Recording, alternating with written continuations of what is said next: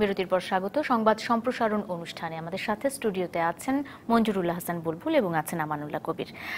আমরা আমাদের আলোচনায় আসতে পারি এবং শুরুতেই আমানুল্লাহ কবির, আমরা যেমনটা জানি যে মুক্তিযুদ্ধের মামা বাহিনী প্রধান সৈয়দ শহীদুল হক মামা তিনি মারা গেছেন। একটু শহীদুল হক সম্পর্কে আপনার কাছে জানতে চাই। শহীদুল হক সম্পর্কে তো খুব বেশি কিছু জানা নেই। সেটা হচ্ছে তাকে সবাই, উনি মুক্তিযুদ্ধে ছিলেন, মুক্তিযুদ্ধে খুব পপুলার লোক ছিলেন ওই সময়। তাকে সবাই মামা বলে ডাকতো বলে এই মামা হিসেবে শহীদুল হক মামাই হয়ে গেছে। এবং তার সঙ্গে যারা চলাফেরা করতো, ওই এখন এই যে দেখা যাচ্ছে যে মামা বাহিনী বলে একটা বাহিনীর কথা বলা হচ্ছে। আসলে ওইভাবে কোনো বাহিনী ছিল বলে আমার জানা নেই, কিন্তু ওই যারা তার সঙ্গে চলাফেরা করতে বলে মামা বাহিনী বলা হয়েছে।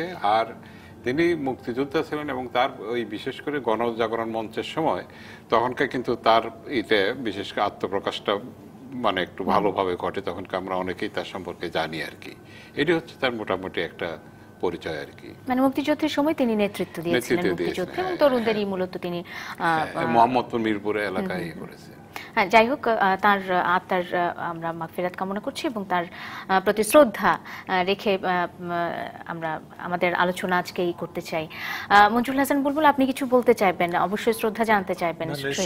শহীদুল হক মামা ধরেন গণজাগরণ মঞ্চের সময়ই এবং কাদের মোল্লার যখন মামলাটি সামনে আসে, কাদের মোল্লা তিনি মিরপুর মোহাম্মদপুর এই অঞ্চলে মুক্তিযুদ্ধের যে গ্রুপটি ছিল, গেরিলা গ্রুপ, তার নেতৃত্ব দেন। এবং ওই মুক্তিযুদ্ধের সময় তার হয়তো বয়সের কারণে বা ভারিক্কির কারণেই সবাই তাকে মামা বলেই ডাকতো এবং তার বাহিনীটাকে ওইরকম মামা বাহিনী হয়তো বলা হতো।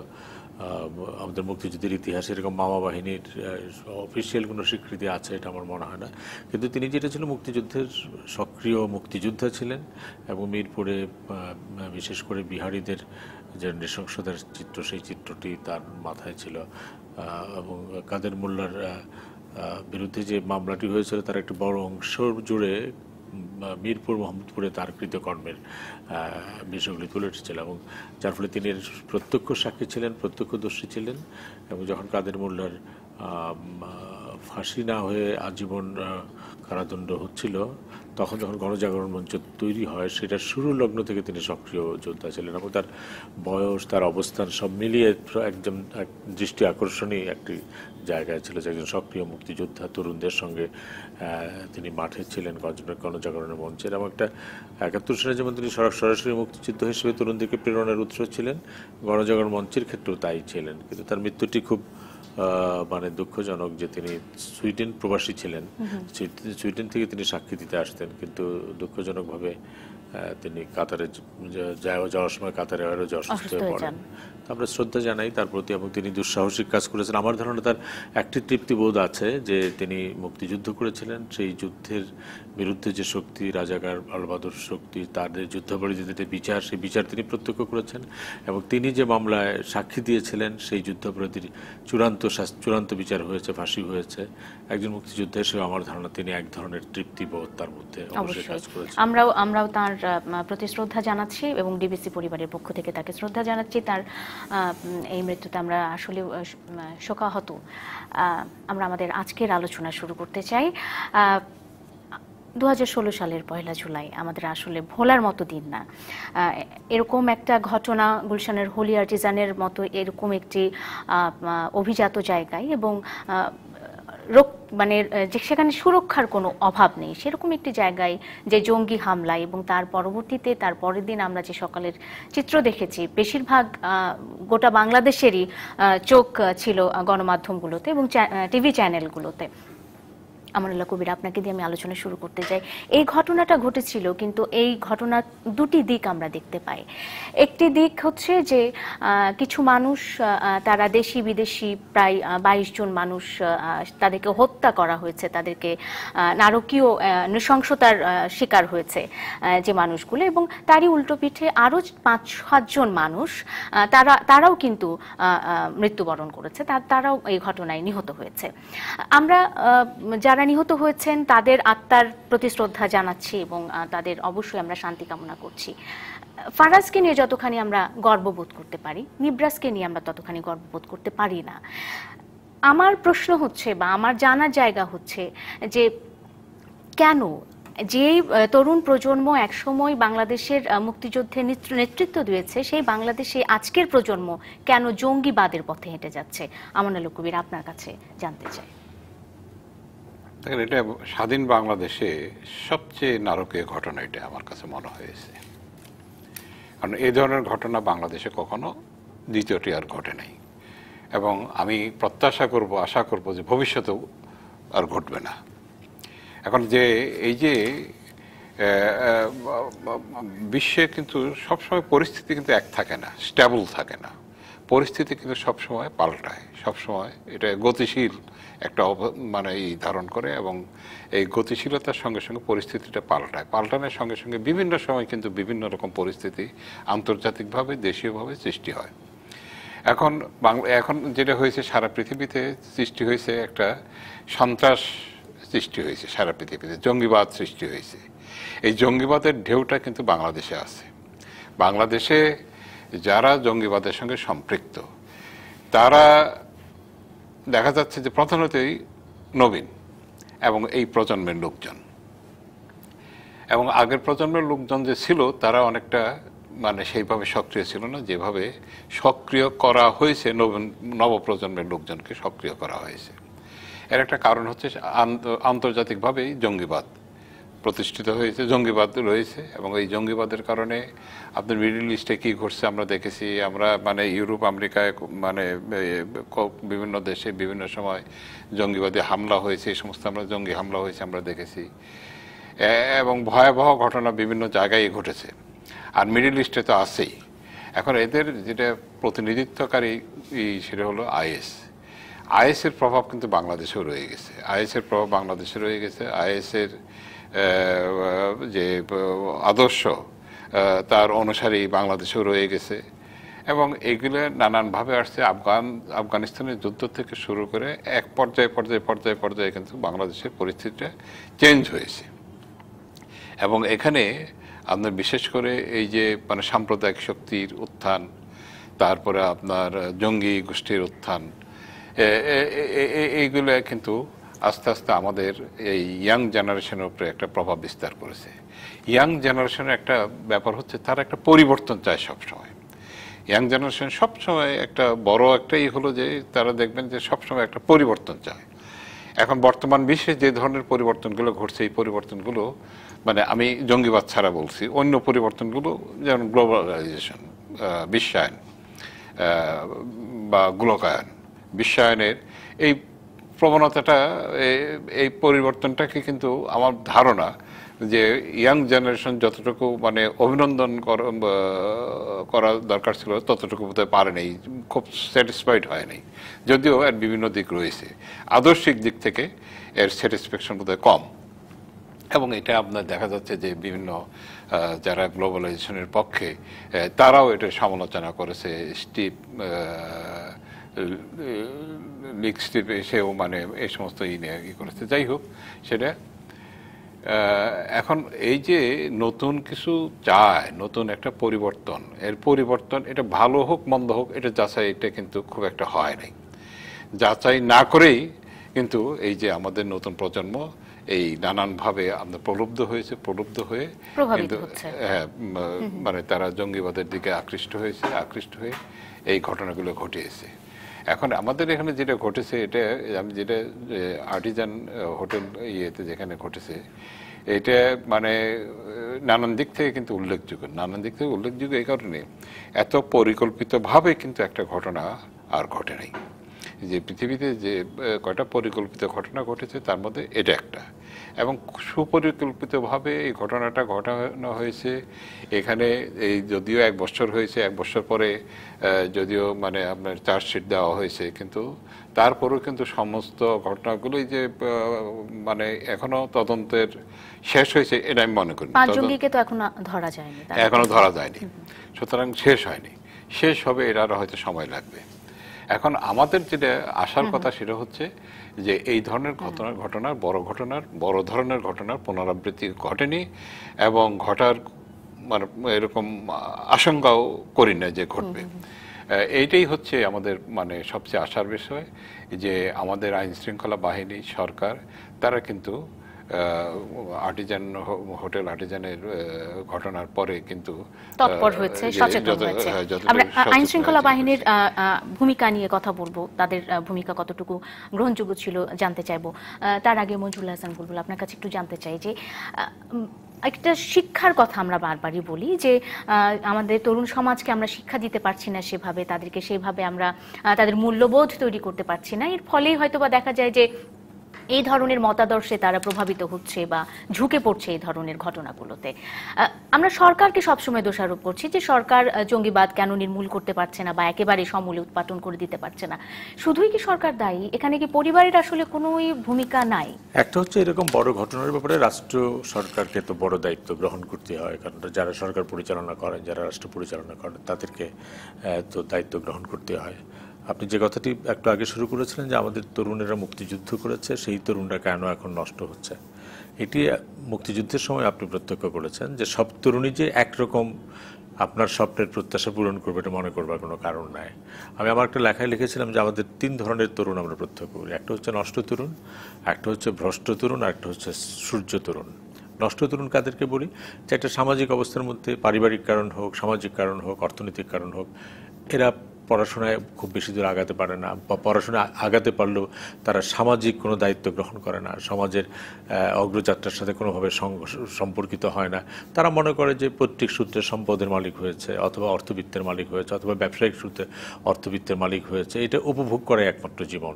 তাদের কাছে রাষ্ট্র কোনো বিষয় নয়, সমাজ কোনো বিষয় নয়, পরিবার কোনো বিষয় নয়, দেশের অগ্রযাত্রা কোনো বিষয় নয়। আপনি আপনার চোখের সামনে ডান বায়ে তাকালেই দেখবেন যে হাওর যখন বিধ্বস্ত হচ্ছে, এই ঢাকা শহরে অনেক হোটেলের বার, অনেক হোটেলের উৎসব আমোদ কিন্তু বন্ধ হচ্ছে না। এই তরুণেরা মনেই করে না যে বাংলাদেশে হাওড়ের এরকম, যখন রাঙামাটিতে আমাদের 150 জনের মতো মানুষ মাটি চাপা পড়ে মারা, এটা তাদেরকে কোনো মানে এফেক্ট করে না, তাদের মনের মধ্যে কোনো প্রভাব ফেলে না, কারণ তারা সমাজের সাথে সম্পর্কিত না।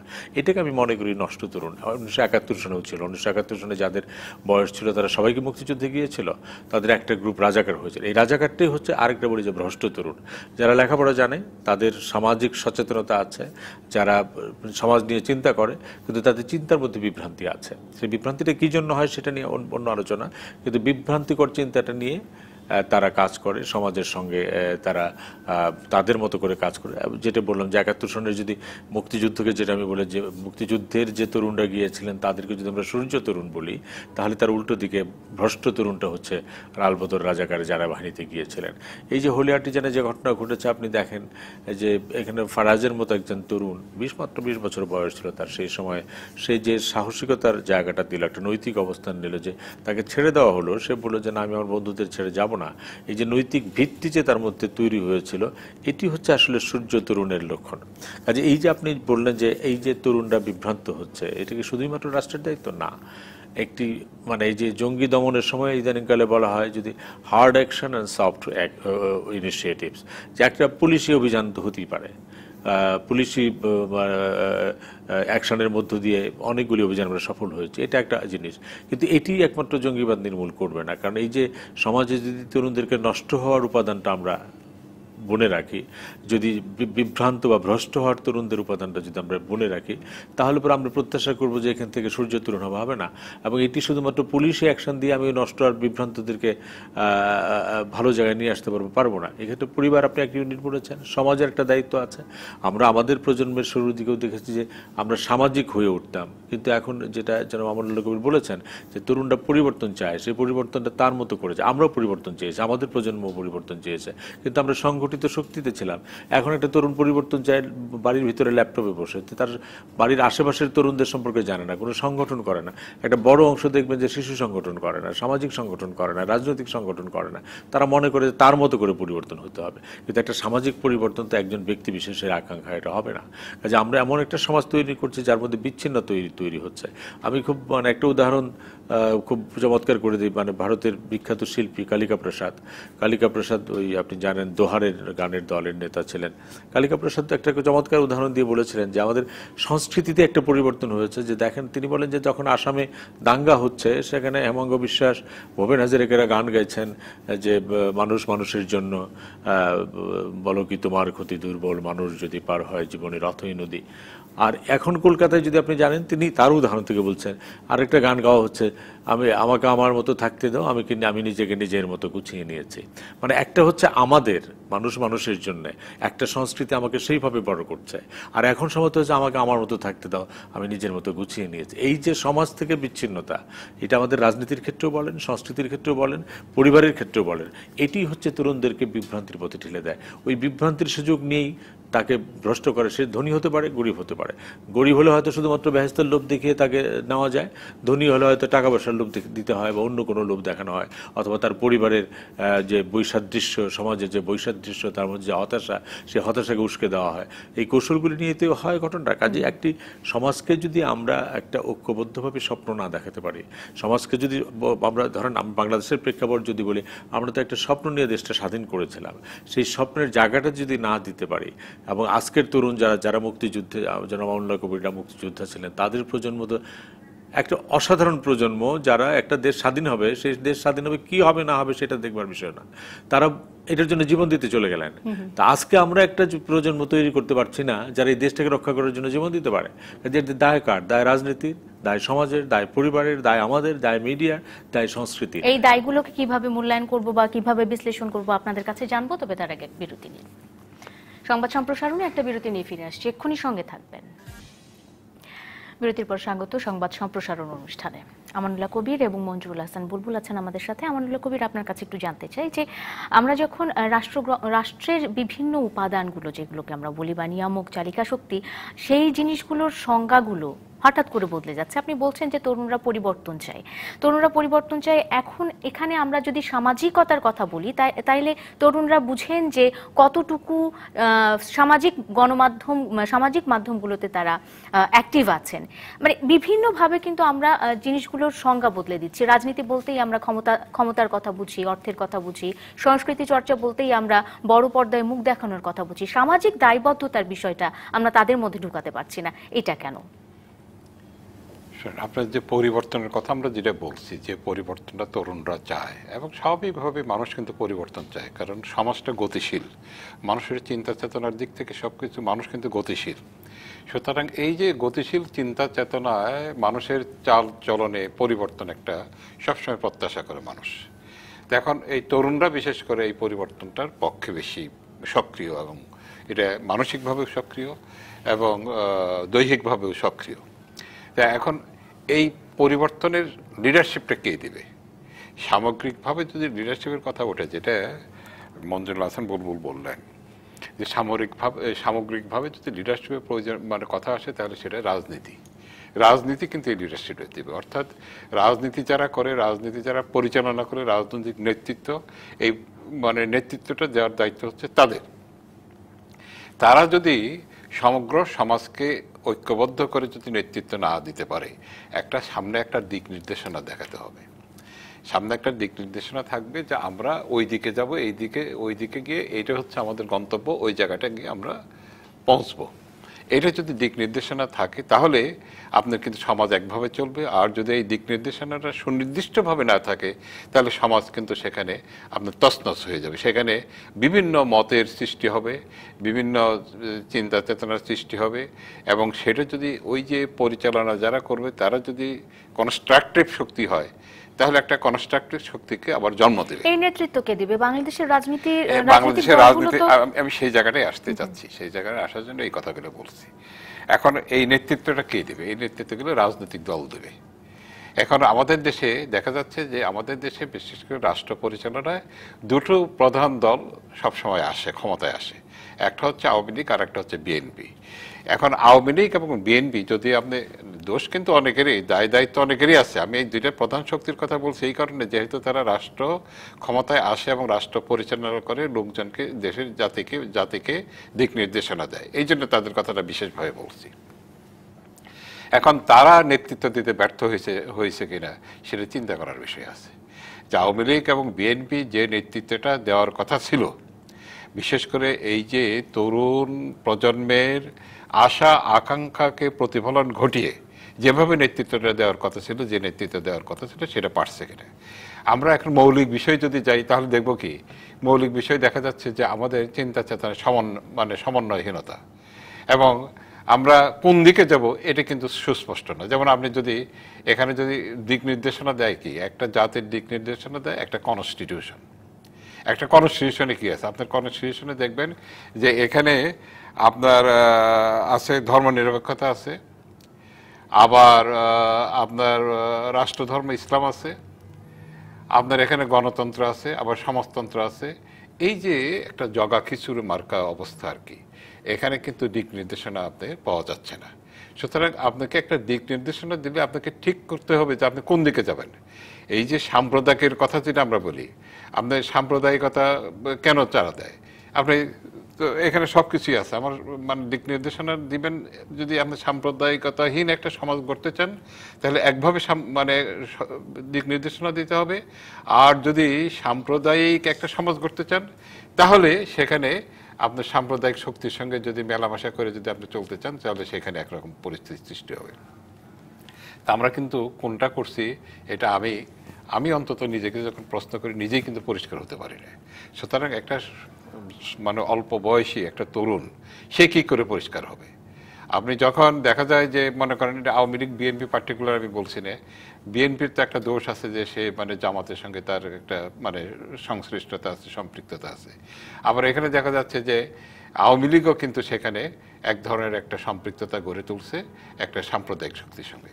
তাহলে আপনি কিভাবে এই করবেন? একদিকে ধর্মনিরপেক্ষতার কথা আছে, আরেকদিকে আপনার মানে সাম্প্রদায়িক শক্তির সঙ্গে সখ্য আছে। তাহলে কোনভাবে আপনি নির্ধারণ করবেন, তাই না?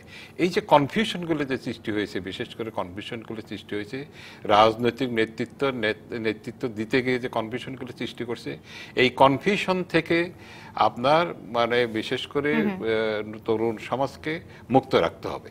এখন মুক্ত রাখতে গেলে আরেকটা হচ্ছে যে আমাদের সুশীল সমাজ বা বুদ্ধিজীবী যারা আছে তাদের একটা ব্যাপার আছে, সামাজিক শক্তি, সাংস্কৃতিক শক্তি, তাদের দায়িত্ব আছে। তারা কতটুকু ভূমিকা পালন করতে পারছে, তারা কতটুকু ভূমিকা পালন করছে একটু জানবো। তার আগে আমি একটু মঞ্জুরুল হাসান বুলবুলের কাছে এই রাজনৈতিক ভূমিকা যেটা, রাজনীতিবিদদের ভূমিকা যেটা, সেটা একটু জানতে চাই যে এই একটি বিষয়ে কেন আমাদের বাংলাদেশের রাজনৈতিক দলগুলো একমত হতে পারেন না? কেন এক দল আরেক দলের দিকে কাঁদা ছোড়েন যে না তারাই তো আসলে এই জঙ্গিবাদের বীজ বপন করে রেখে গেছিলেন, আমরাই সেটা সমূলে উৎপাটন করার চেষ্টা করছি? এটার দুইভাবে জবাব দেওয়া যায়। একটা হচ্ছে যে মানে এটা তো শুধুমাত্র রাজনীতির বিষয় না, এটা যে ক্ষমতা কেন্দ্রিক বিষয়। ক্ষমতায় যারা থাকেন তারা একরকম বিশ্লেষণ করেন ক্ষমতায় থাকার সময়। আর রাজনীতির মধ্যে তো এইখানে যদি আপনি প্রত্যাশা করেন যে এই নিয়ে কোনো কথাবার্তা হবে না, রাজনৈতিক কতগুলি সত্য তো প্রতিষ্ঠিত রাজনৈতিক সত্য আছে। যেমন ধরেন বাংলা ভাইদের উত্থান যখন ঘটলো তখন বিএনপি জামাত সরকার ক্ষমতায়, তারা তো প্রথম দিকে এটা অস্বীকারই করলো যে বাংলাদেশে কোনো বাংলা ভাই নাই, বরং মিডিয়াকে আক্রমণ করা হলো। তখন আমি বাংলাদেশ ফেডারেল সাংবাদিক ইউনিয়নের সভাপতি, আমাদেরকে বিবৃতি দিতে হলো যে আমরা একটা বায়বীয় বিষয়কে মিডিয়া সামনে তুলে আনছে তা না। পরবর্তীকালে তো বাংলা ধরা হলো, পরবর্তীকালে বিএনপির সরকারের আমলে শায়েক আব্দুর রহমানকে ধরা হলো।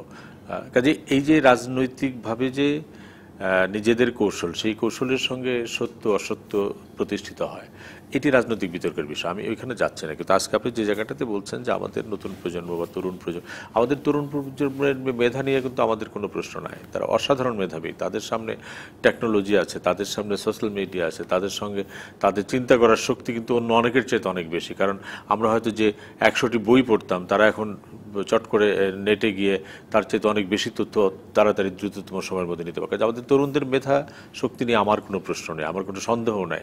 কারণ তাদের হাতে বাংলাদেশ খুব শক্তভাবে দাঁড়াবে এই বিষয়ে আমার কোনো সন্দেহ নেই। কিন্তু প্রশ্নটি হচ্ছে যে এই যে তরুণদের কাছে, তরুণদের মধ্যে আমরা দেশপ্রেম বোধটা জাগ্রত করতে পারছি কিনা।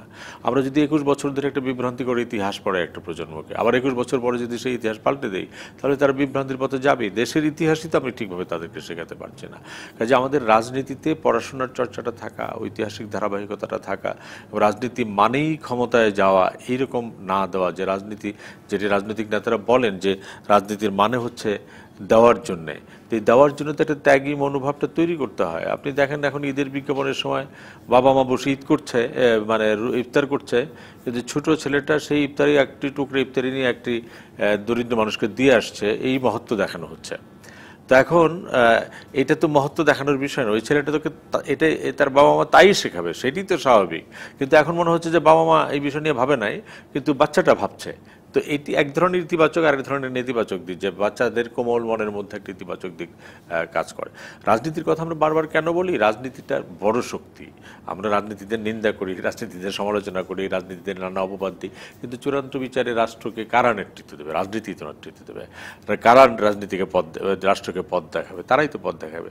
এখন তরুণদের যে বিশাল অংশ, আপনি এইবারও যদি আপনি ভোটারদের একটা অংশ দেখেন, একটা বিশাল অংশ তরুণ, সেই তরুণদের সঙ্গে আপনি প্রথমাবিক রাজনৈতিক যেটি আপনি বললেন যে গালাগালি দিয়ে কিন্তু বলা যাবে না, সেই তরুণরা বলবে যে আপনি যে ইলেকশন ম্যানিফেস্টো করছেন, সেই ইলেকশন ম্যানিফেস্টোতে আপনি আমার স্বাধীনতাকে ঠিক রাখছেন কিনা, আপনি তরুণদের জন্য কি করছেন, আপনি কর্মসংস্থানের জন্য কোনো ব্যবস্থা করছেন, এই জিনিসগুলো কিন্তু তারা এইভাবে দেখতে চায়।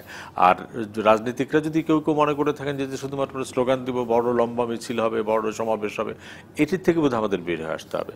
আর এই জঙ্গিবাদের প্রশ্নটা যেটা, এটি মানে খুব সহজ ব্যাখ্যা হলো যে যখন পারিবারিক হতাশা থাকে, ব্যক্তি জীবনের মধ্যে হতাশা থাকে, তখন যদি বিকল্প কোনো সাংস্কৃতিক জায়গা আমি তাদেরকে না দিতে পারি, তখন এই জায়গাগুলি মানে অপশক্তিগুলি সেই শূন্যস্থান পূরণ করতে আসে। একটা ছেলে হয়তো কোনো ব্যক্তিগত মানে হতাশার কারণেই মানে চুপচাপ বসে আছে, তখন দুইটা হতে পারে, বন্ধুরা তাকে ভালো জায়গায় নিয়ে যেতে পারে, বন্ধুরা তাকে নেশার মধ্যে নিয়ে যেতে পারে, বন্ধুরা তাকে লাইব্রেরিতে নিয়ে যেতে পারে, গান বাজনার অনুষ্ঠান নিয়ে যেতে পারে, আবার বন্ধুরা বলতে পারে যে এই জীবন তোমার পরিবার তোমাকে মানে তোমার দাবি পূরণ করতে পারে না, তোমার বন্ধু বান্ধবী তোমাকে দাবি পূরণ করতে পারে না, তাই এই জীবন লেখেন আপনি, তাহলে আমরা পরের জন্মের জন্য যাই, পরের জন্মের জন্য যেতে গেলে এই করতে হবে।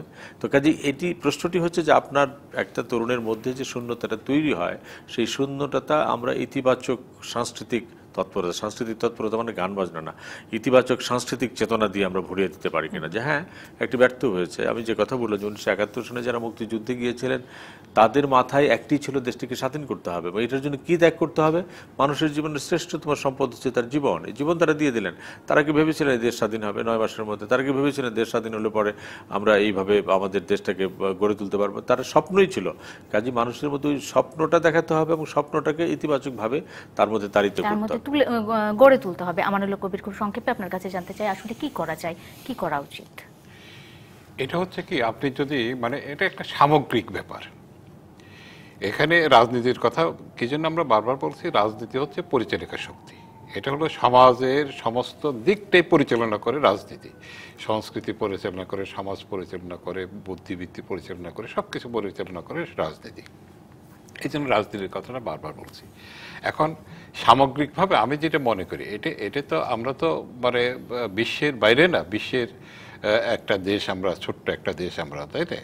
এখানে সারা বিশ্বে পরিবর্তনের একটা লক্ষণ দেখা যাচ্ছে, একটা পরিবর্তনের লক্ষণ। কিন্তু আজকে আমাদের দেশে যে তরুণ প্রজন্ম চাচ্ছে তা না, কিন্তু সারা বিশ্বেই তরুণ প্রজন্মরা একটা পরিবর্তন চাচ্ছে। যেটা বুলবুল বললেন সেটা হলো যে এখন এই যে আপনার যে মানে প্রযুক্তি আসছে, নতুন প্রযুক্তিটা কি মানুষকে কি সামাজিকভাবে কতটুকু উদ্বুদ্ধ করছে আর ব্যক্তিগতভাবে কতটুকু উদ্বুদ্ধ করছে, এটা কিন্তু দেখার বিষয় আছে। এই নতুন প্রযুক্তি কিন্তু দেখা যাচ্ছে যে আপনার ব্যক্তিগত চাহিদা বা ব্যক্তিগত মানে ভাবে উদ্বুদ্ধ হচ্ছে, কিন্তু বেশি ব্যক্তিগত ভাবেই কিন্তু তারা তাদের চাহিদাটা পূরণ করতে চাচ্ছে, নিজেরাই করতে চাচ্ছে। এখন সেখানে যদি সামাজিকভাবে তাদের উদ্বুদ্ধ করা না যায়, এটা একটা প্রযুক্তির একটা আমার মনে হয় যে একটা এই দিক আর কি, খারাপ দিক আর কি, যে সবসময় একটা কম্পিউটার নিয়ে বসে থাকে এবং সবকিছু সেখানে সামাজিক মাধ্যম দেখে ঠেকে এই সমস্ত করে একটা কম্পিউটারের মধ্যে বা একটা ল্যাপটপের মধ্যে তার দুনিয়া আবদ্ধ হয়ে গেছে।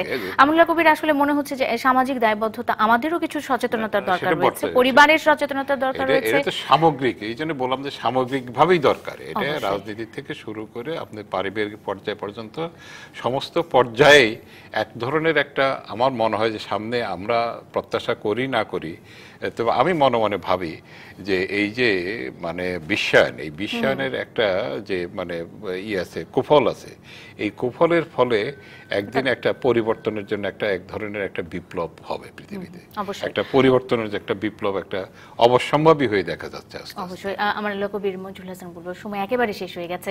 ধন্যবাদ আপনাদেরকে আমাদের সাথে যোগ দেওয়ার জন্য। আর এই ছিল আজকের বিবিএস কেবলস নিবেদিত সংবাদ সম্প্রসারণে। দর্শক, প্রতিদিন রাত 8টায় সরাসরি আলোচনায় থাকবো আমরা, এবং প্রতিদিন রাত 2:15 দেখবেন সংবাদ সম্প্রসারণের পুনঃপ্রচার। আগামীকাল দেখা হবে অন্য কোনো সংবাদের বিশ্লেষণ নিয়ে, অন্য কোনো অতিথির সঙ্গে থাকুন।